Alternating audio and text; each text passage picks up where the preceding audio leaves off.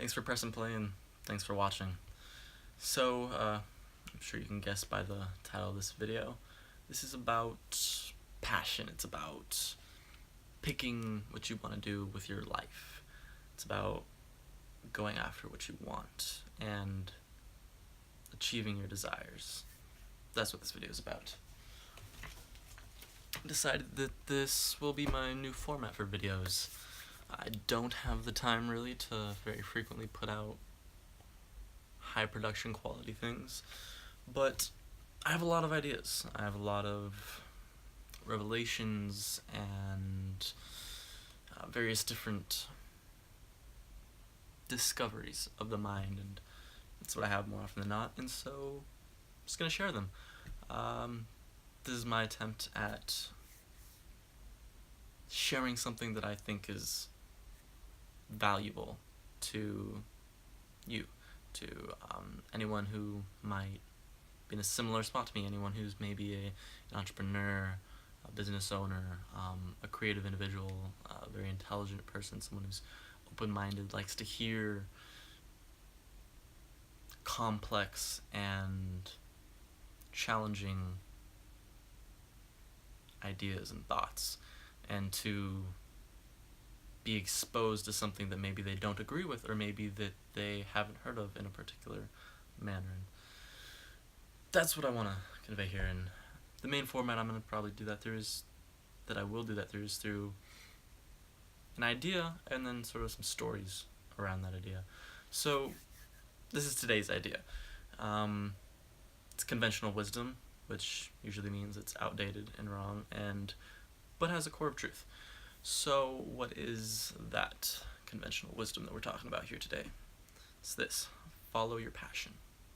How many times have you been told to follow your passion, to find that thing that you love and that makes you feel, and that you just, that sense of, that inner feeling of, that emotion of just intense emotion, that this is this thing that you need to do, your passion, follow that. Now I'm going to give you an idea here that's not very easy to grasp. It's kind of a paradox. That is both the most true possible thing in this world, and it is also complete and utter bullshit. Say that again. The most true thing in this world, but also complete and utter bullshit. So let that sink in. Now let me unpack that. Why are both of those things true? Let's start with the bullshit. The bullshit is because you're told that that feeling is pleasure. It's like sitting down and watching a good movie. You just receive it. You receive this pleasure.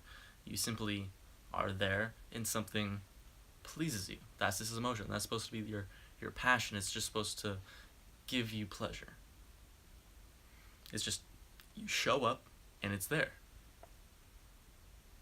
I think that you might have an idea of your own on this, and that just sounds off, doesn't it? That showing up to something and that's supposed to give you pleasure. It should seem off, because that's the bullshit part of it. It's bullshit because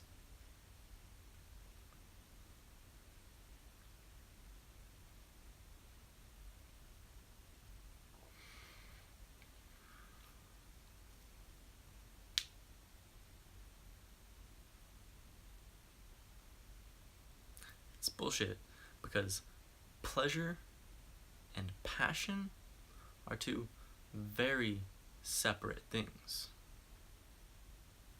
You can't get pleasure from things.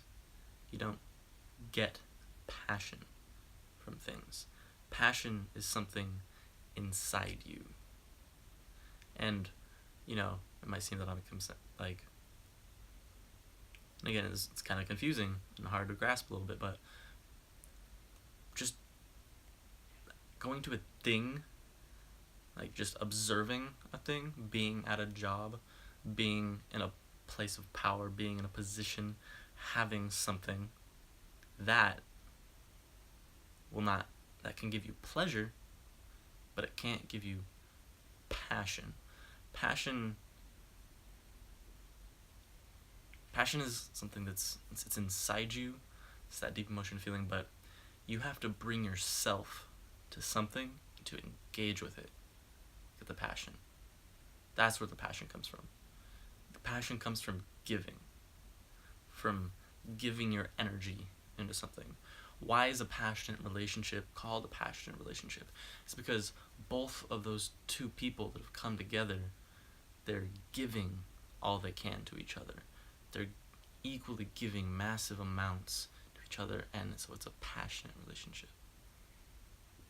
What's a pleasure-filled relationship? It's one-sided. One person goes to the other, takes from them pleasure. Passionate relationship. They give pleasure. It's very different, very subtle. So that's I'm new at this. It's different for me to try and explain things. This is completely unscripted. So it's my kind of attempt at explaining why following your passion thing is bullshit. Because it is mostly bullshit in the way that it's conveyed. Because you'll go to something and you'll go from thing to thing to thing to thing, and you'll expect each of these things to give you passion. You're expecting something to give you passion. That's why it's bullshit. Because the only way to have passion for something is to give your passion. You have to bring your passion to that thing. Because in my experience, in every position I've been, regardless of how much I despised that position, say it was working at Taco Bell, say it was doing landscaping, working for another service that was not my own, I got very little pleasure from those jobs and those positions. But I take this idea of, everything is practice for the big game. So everything you do, every job you do, it's practice for the big game. How you do anything is how you do everything. So I've always brought my passion as best I could to those things I did. And by living a passionate life where I was bringing that passion to the things I did, I built within myself a passion. I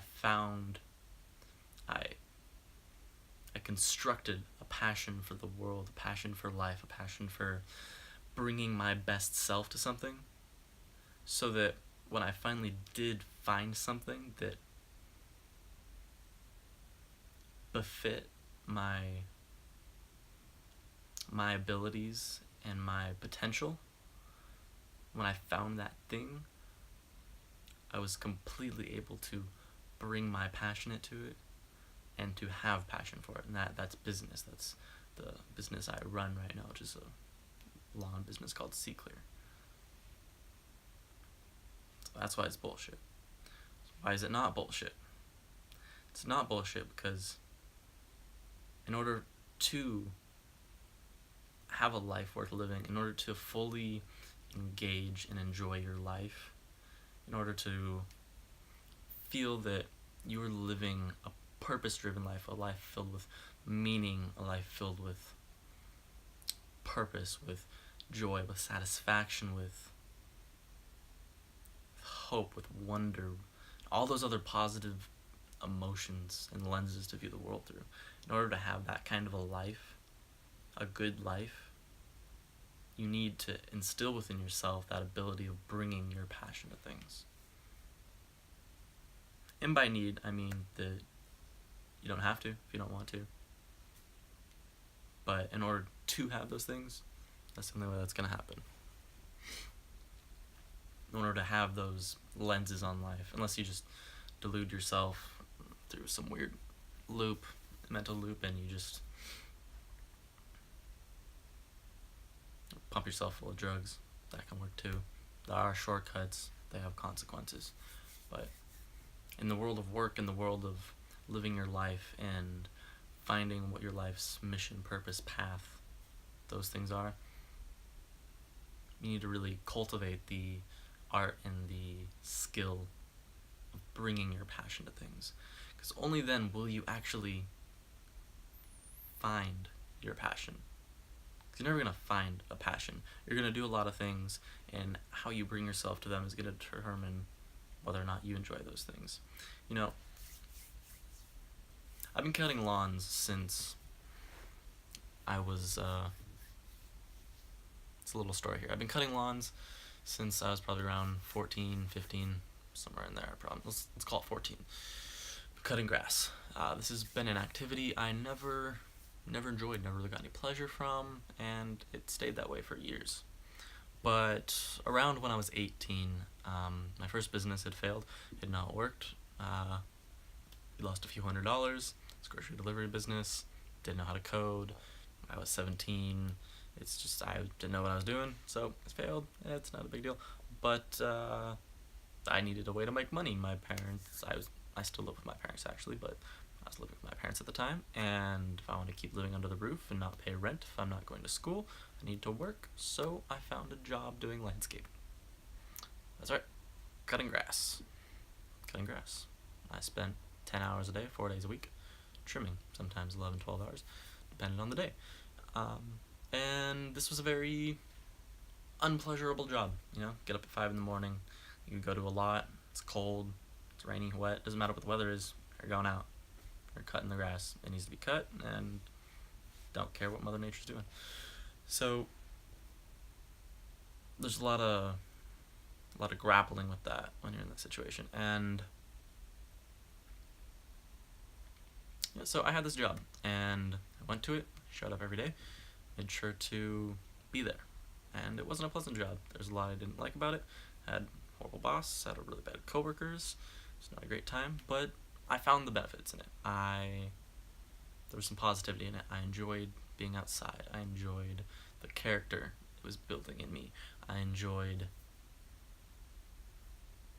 the skills I was further developing myself. I enjoyed the physicality I could bring in myself to it. I enjoyed the fact that I was able to have headphones in and listen to podcasts to enrich my mind while I was doing this physical activity. I enjoyed the challenge of dealing with difficult coworkers and employees, and I enjoyed what I'd later realize was the process of developing a skill set in myself. Mind you, I didn't enjoy this job. I hated it. I resented it. I felt that I deserved better things, to do something better. But only looking back on it now do I realize that that was a naive thought. I needed that job to learn that I wasn't above that job. It's very arrogant. Very arrogant. I'm still very arrogant, but I'll keep learning those lessons, but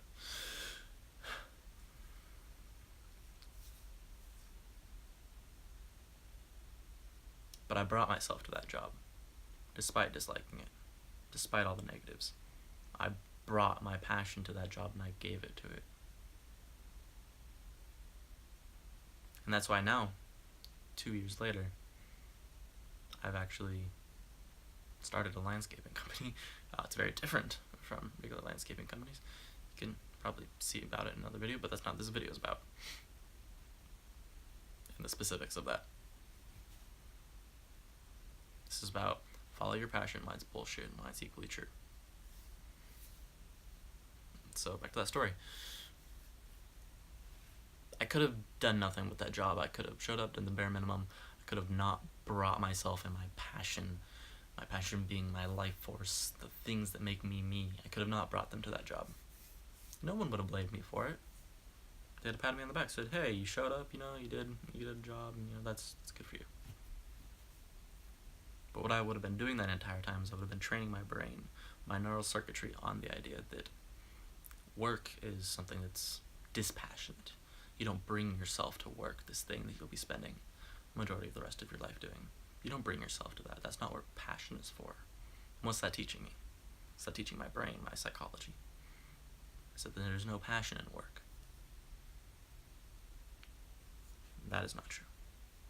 I'm living proof that's not true.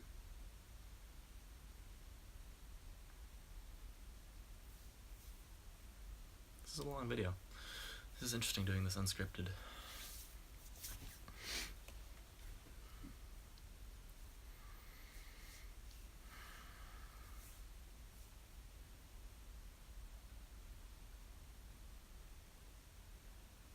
So what should you do instead of following your passion? There's no passion to follow, there's only passion to give.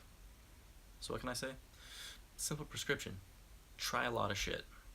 Try a lot of stuff. I've tried so many things. Don't be afraid to try anything.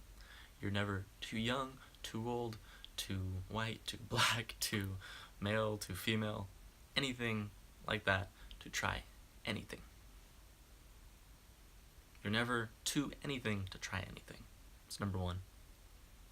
Number one. 2, bring all of yourself to those things you do. How you do anything is how you do everything. Everything's practice for the big game. It's going to train you on the right thing. Bringing your all to something trains you on having passion. It trains you on being engaged. It trains you on being present with something. And on top of that, it's a competitive advantage. You'll outshine the other people around you. Bring your effort. Max effort. 3, think about what you're doing. When most people show up to a job, they don't think about it. They don't think about how it feels for them. They get through it. Be there. Be present to that experience of that thing and see if there's any joy in it for you. With the landscaping, now, after I've brought myself to it and cultivated a fairly decent skill set at doing landscaping, I kind of take pride in it. I enjoy it. I find a satisfaction being able to do something well. If you bring yourself to something, to anything, you will get to that level of having passion for something, because we have passion generally for the things that we do well. So if you can do it well, and you've been bringing yourself to something with passion, you'll put yourself in a position to maybe something that you started out disliking, you can start to like it actually, because by bringing yourself to that thing that you disliked, you were actually to get over the hump of disliking it to the point of cultivating an ability at it. And now that you've cultivated that ability and brought yourself to it at the same time as cultivating that ability, you can now bring yourself to this thing with passion that you do have ability for, so you can feel passionate about doing this thing that you are good at. You can give your passion to it and you can feel passionate about it. And this isn't some big overwhelming thing. Like, this passion isn't just like, boo, passion. It's getting home at the end of the day and feeling like you had a decent day. Like, your day was solid. You're weary, you're tired, but you're satisfied. It's in your bones, your marrow, your feet, and you feel like you've given the day your all and it's good. It's how I feel most days when I come home from working now, or I'm at home working and I've finished a long day. Alright, so first 3 things. Support thing. Try a lot. How you do anything is how you do everything. Think about it. Right. And the 4th thing, some water. It was parched. The 4th thing.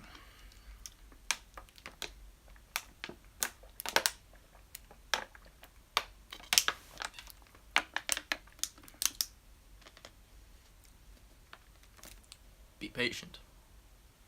It's going to take a lot of time. Some people are fortunate and they find it early. I was one of those people.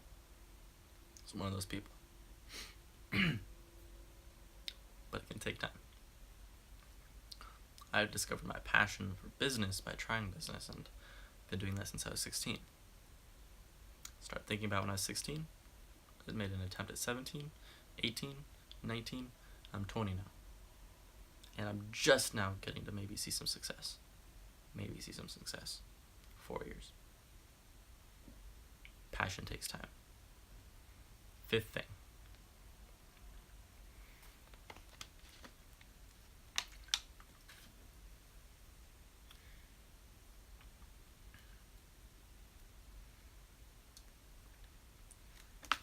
you do all those 4 things, if you try a lot,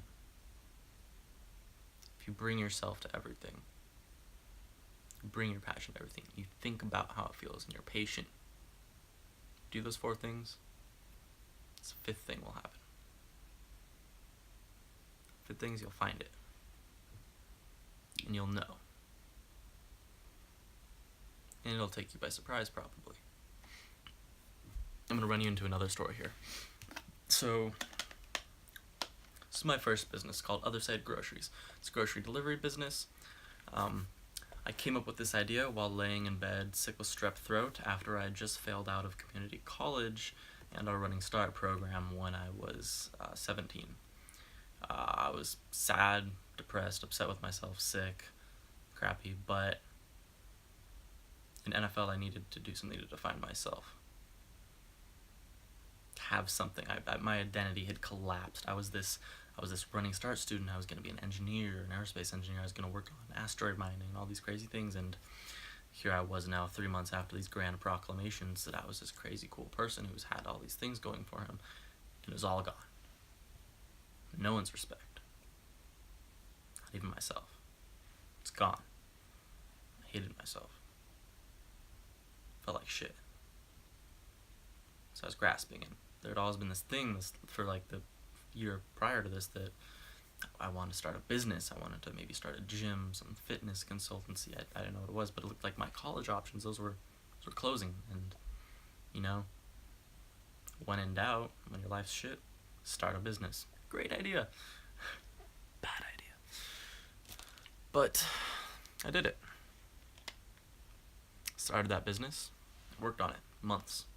Fast forward 4 months, me and my partner Abraham, we've made some connections. There's a local community business organization called Fuse. Got involved with it. There's an event called Startup Weekend going on. Got involved with that. We went through the startup course. I felt I was too good for it, but I found the real value in that later was the connections I've made. My current business partner, I met there. Never be conceited. Arrogance eliminates opportunities.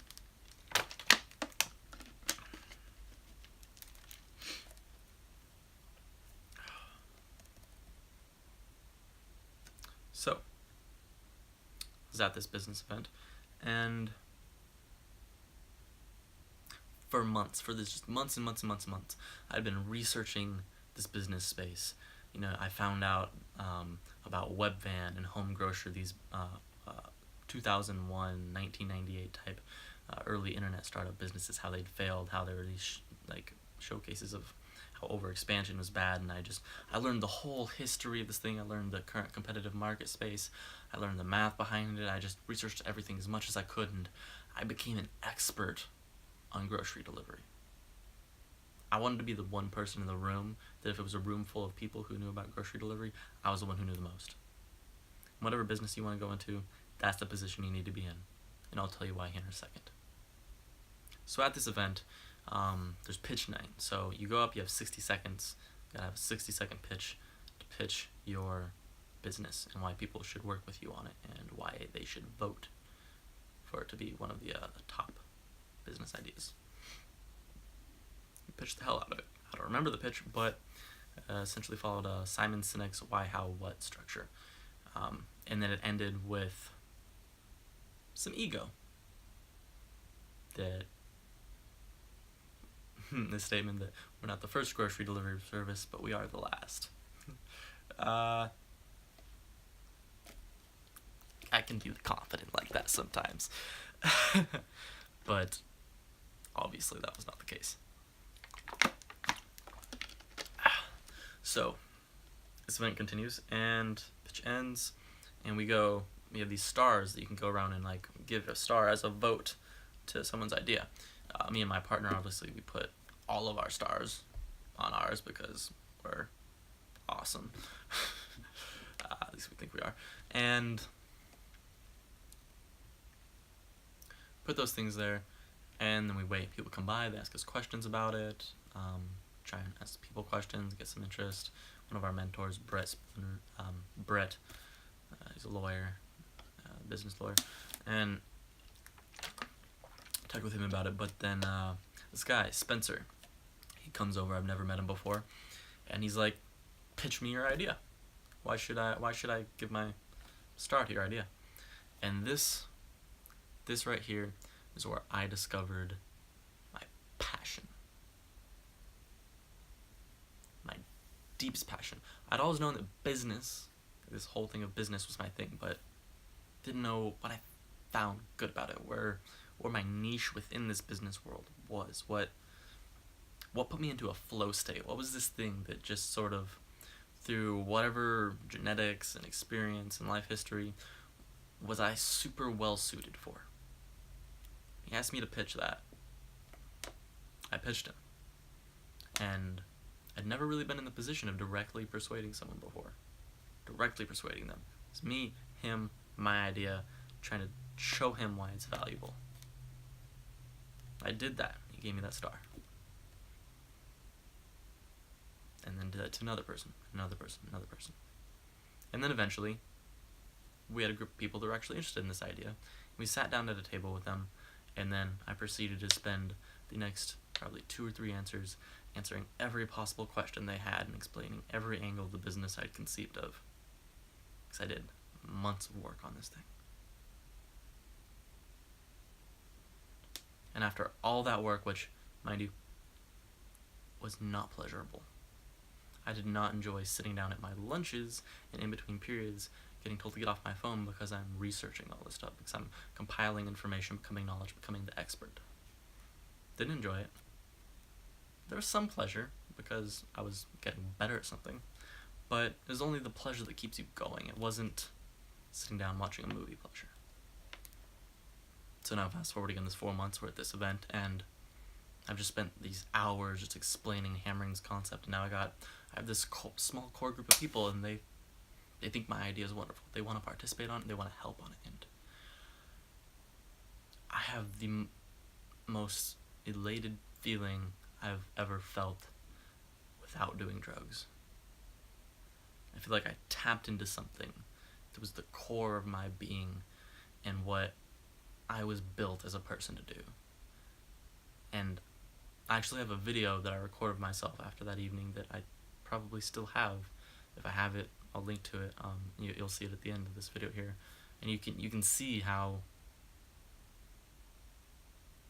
by bringing myself to something that necessarily wasn't pleasurable, but I thought, and trying something, bringing myself to it, thinking about it, being patient. That 5th thing, I found it. But you don't just find it. You have to bring yourself to it to find it. And that's why following your passion isn't bullshit. Because that feeling, I want every single one of you watching this, especially if you've stayed through this long of this amateur person's video. This is another skill I'm building right here, explaining these things off the cuff. You know?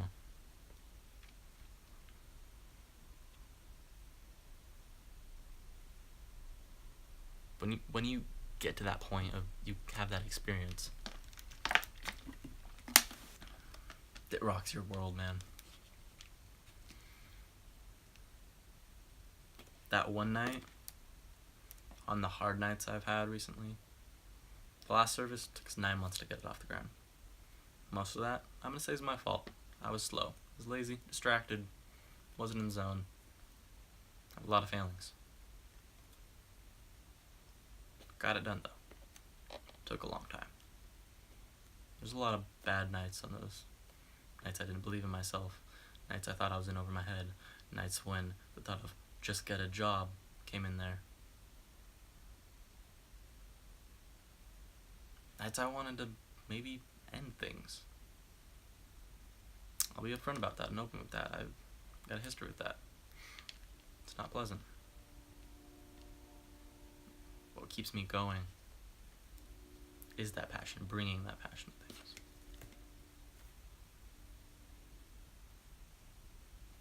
So that's that. Follow your passion. Bullshit. Fantastic advice. Both true. Remember those 5 things.